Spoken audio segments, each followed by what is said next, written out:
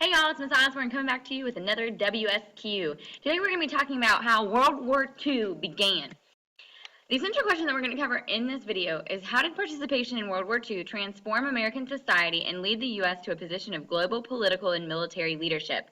Foreign historians will analyze the reasons for and the results of U.S. diplomatic, economic, and military initiatives in North America and overseas, and analyze how ideas about national identity changed in response to U.S. involvement in international conflicts and the growth of the United States. As you watch the video, make sure that you answer the guided questions provided. You may need to pause or rewatch the video in order to answer the guided questions. When the video ends, go ahead and summarize the main points of the video in paragraph form. Make sure that you use the specific vocabulary given to you during the video. These are going to show up as bolded and underlined words. Then finish by asking one question, something you're still confused about, a general question, or a discussion question to bring to the class. After World War I, Europe was in a complete and total shambles. The Treaty of Versailles had left all of the parties pretty unsatisfied. Germany had suffered the most as a result of the treaty because they had been blamed altogether for World War I. They were paying unrealistic war reparations that left them in incredible debt. They brought about a period of inflation in Germany where German money had no value. Kids were literally carrying around the German francs by the wagon full because the German franc was worth so little. Germany, after World War I, establishes the Weimar Republic. It was a democratic government, but it wasn't very strong. Totalitarian leaders also started to rise during Europe during this time. Totalitarian leaders control all aspects of the government. Benito Mussolini was one of the first totalitarian leaders to emerge. He had founded the Fascist Party in Italy. A fascist party essentially is a type of government that stresses the glory of the states. And so the rights of the individuals are second to the greatness of the state. This was another form of nationalism, if you remember from World War I. Mussolini establishes a dictatorship. He was the one and only leader in charge of Italy. Adolf Hitler also emerged during this time as a totalitarian leader of Germany. He joined the Nazi Party, in which he discovered his talent for public speaking. Through words, he was able to convince the German people to follow him. He began taking over the government and by his rhetoric and the way that he was speaking. When he was imprisoned for taking over the government by force, he wrote Mein Kampf. Mein Kampf was essentially his major political goals, and he had two. He wanted to make Germany a world power, and he also said that the Jews were responsible for Germany's problems and believed that they threatened the purity of white people everywhere. Two other major totalitarian leaders were Francisco Franco and Joseph Stalin. Francisco Franco was the Spanish leader after the Civil War. He was also a fascist. And Joseph Stalin emerges as the communist leader for the Soviet Union. It had previously been called Russia, but after World War I, when the Russians pull out, they create this new type of government. Communism and fascism are essentially political opposites because fascism was used for mainly dictatorship, and communism was really just for everybody. But they used really similar techniques, namely violence, in order to achieve their goals. Totalitarian leaders are not afraid to use violence against their opponents or against their own citizens. In Japan, the civilians were growing really dissatisfied with the government. Japanese nationalists in the military that were supported by the Japanese people started to assert their power without the approval of the already established government. They wanted to expand China, and so they started moving into the Chinese province of Manchuria. This made the Russians feel like they were threatened.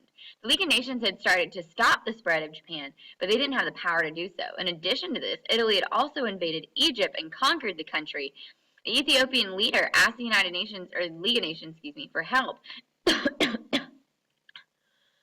They wanted to ask the League of Nations for help, but the international community was largely unwilling to take a strong stand against the aggression.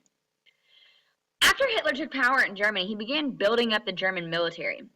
This specifically went against the Treaty of Versailles, which said that Germany, after World War I, had to be demilitarized. This was because France and Great Britain were generally pretty afraid that Germany was going to remilitarize and take them over. However, Hitler convinced France and Britain to allow him to do so. We call this policy appeasement.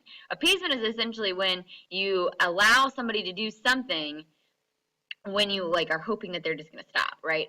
So, for example, in class, if I ask a child to finish their conversation and then stop talking, I'm appeasing them by letting them finish their conversation and ultimately hoping that this will lead them to stop talking.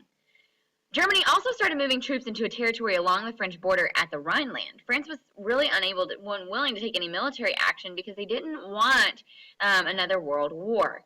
Hitler, however, saw this as an opportunity to take over more land, so his next move was to force Austria to unite with Germany. However, Austria stands alone as its own country, and so they're going to refuse to join Germany. This broke the Treaty of Versailles even further because they were now militarizing and trying to expand their empire. But, however, because of the policy of appeasement, he was allowed to do this. He's pretty confident at this point that no one's going to stop him, so he starts taking over German-speaking parts of Czechoslovakia called Sudetenland. Hitler, after this, met with French and Great Britain leaders about the violations, and they agreed to let him take over this land if this was the final pieces of land that he took over. They called this taking peace for the time being. British Prime Minister Neville Chamberlain believed that the policy of appeasement, or giving in to the aggressive demands to maintain peace, had prevented the war. Essentially letting Germany do whatever they wanted to do was going to prevent another world war from happening. Too bad a World War II was right around the corner. Hitler started moving troops into the rest of Czechoslovakia and started creating alliances with the Eastern European countries around him that would help them. He signed an alliance with Italy and the Soviet Union. Germany also claimed that Poland had attacked them, even though they didn't, and used it as an excuse to invade Poland. He used a tactic called blitzkrieg, or a combination of very, very quick air and moving strikes on the ground to take over Poland. In 1939, the French and British are going to declare war on Germany. They've had enough of appeasement, and they realize that appeasement policy is not working. So France and Great Britain reform their alliance from World War I and become known as the Allies. In May of 1940, German troops invade Belgium just like they had done at the beginning of World War I, but this time they're met by Belgian, British, and French troops. They're unable to stop the German attack at this time, and so German forces are able to take over the vast majority of France. About 3/4 of France is going to be taken over all the way down to the southern border. This part of France that's taken over by the Germans becomes known as Vichy France. Great Britain is the only country left standing against Germany, and Hitler prepared to invade Great Britain. It was a small island country and was going to be no match for the Germans. The British Royal Air Force was able to inflict heavy damages on German planes in order to prevent an attack. The German planes began bombing London in an attack called Luftwaffe, or the Battle of London. Essentially, what was happening is that the British people were having to hide out based on their attacks that were happening on the island country. If you've seen the Narnia, in the very beginning scene, you see the children getting on a train and being taken out to the countryside. That was a result of the attacks on London. Britain continued to hold out against the Germans, hoping that their allies, the Americans, would come and help them. So, German advances started in Germany and quickly moved outward. You can see with the red lines, these are all the areas that the Germans were able to take over, the last of which being France and into the Soviet Union. Once Germany starts advancing into the Soviet Union is no longer going to be considered their allies, but instead is going to take over and switch sides to help the British and also help the United States. In addition to what's going on in Europe, there was also tensions rising in Asia. Japan wanted to expand their influence in Asia, and they felt like they had missed out on the imperialist power. So they joined into an alliance with Germany and Italy, and they become known as the Axis powers.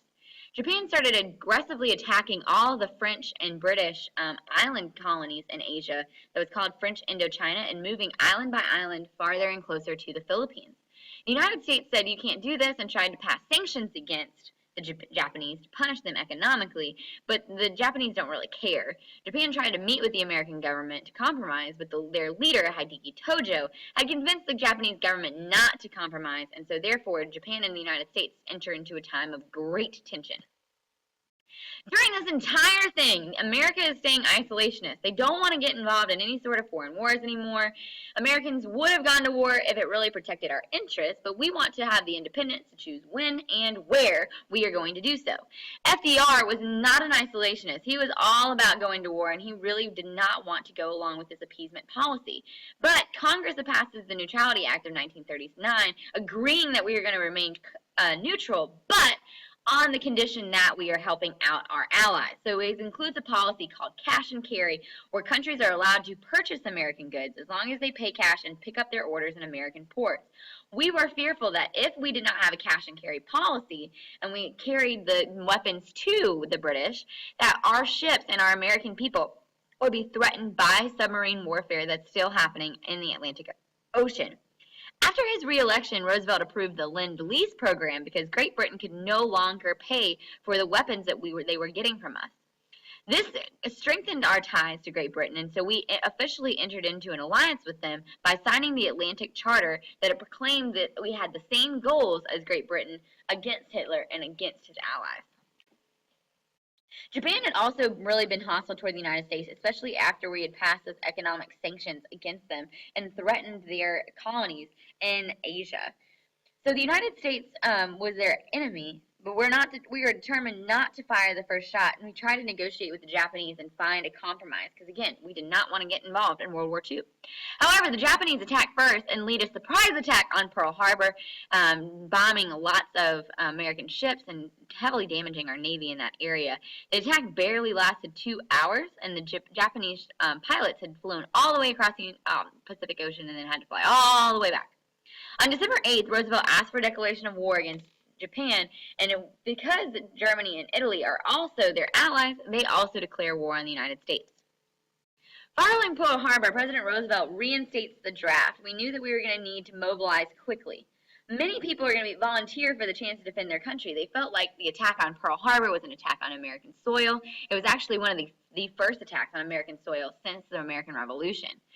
Women also wanted to participate in the war effort, and they began participating in the military in new ways. The WASPs and the WACs were two new programs for women.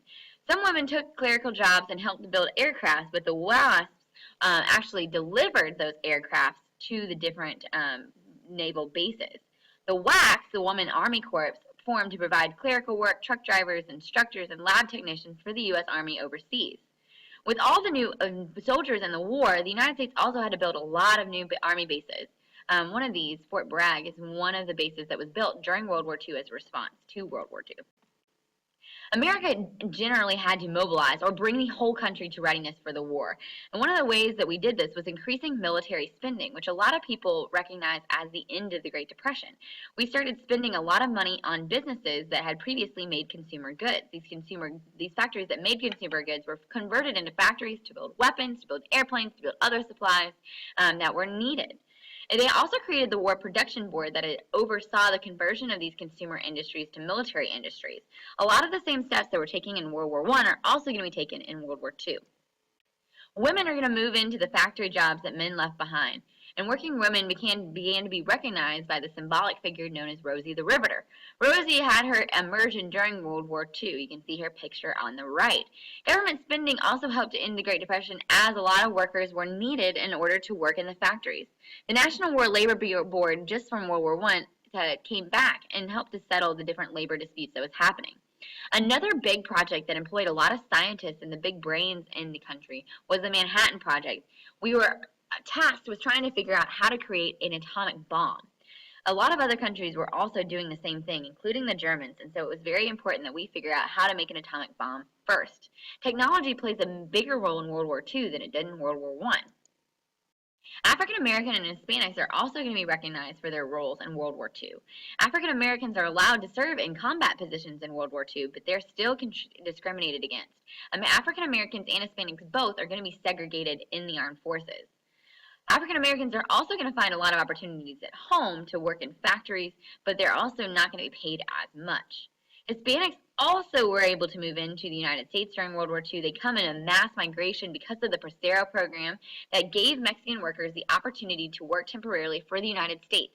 This led to increased tensions and race riots, especially in Los Angeles and in California. Hispanics are also going to serve in the armed forces, but not in as high numbers as African Americans. As you watch the video, make sure that you're answering the guided questions provided. If it's okay if you have to pause or rewatch the video in order to answer the guided questions. When the video ends, make sure that you summarize the main points of the video in paragraph form using the specific vocabulary given to you on your WSQ sheet. These appeared as bolded and underlined words during the video. And then finish by asking one question, something you're still confused about, a general question, or a discussion question to bring to class. Thank you for joining me for this WSQ, and I'll see you in class.